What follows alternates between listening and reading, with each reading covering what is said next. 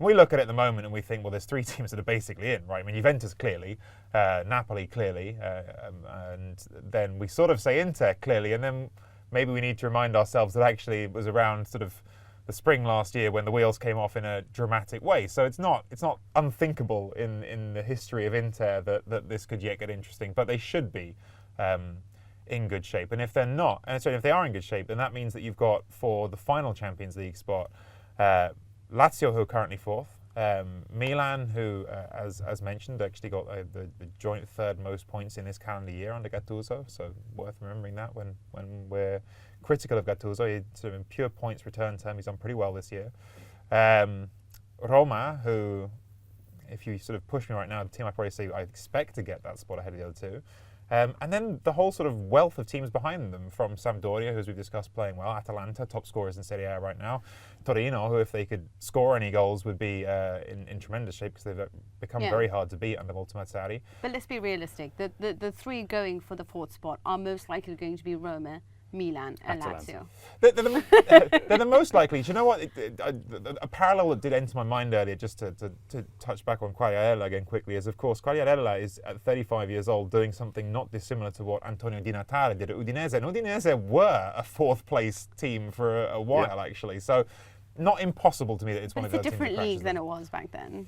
Oh, lots of things change all the time. I'm just saying it's not impossible, but you're right that those are the teams you expect. In that case, Duvan Zapata, he's right. Duvan Zapata can shoot Atalanta to fourth place too. Atalanta should be in this conversation. Well, I think Gasperini is an incredible manager, and I've said that before. We both do, but let's be honest, this is a team that it scores a lot of goals. It can be a little bit unsophisticated defensively.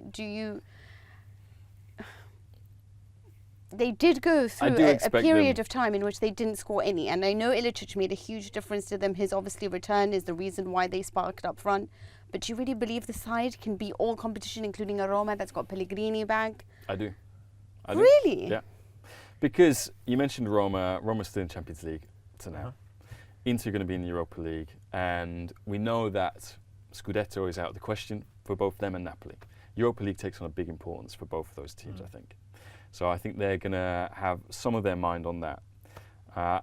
Gasperini has shown that he can have his sides competing for Europe.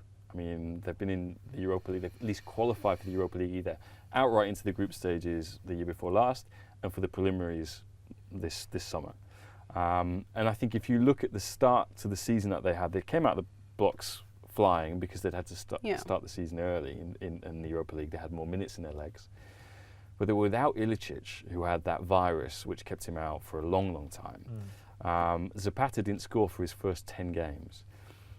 Atalanta, when they've got into Europe, they've never had a striker like Zapata. Petagna was basically there to lay off the ball to Papu Gomez or to one of the midfield runners, or for Conti to run on and score at the far post.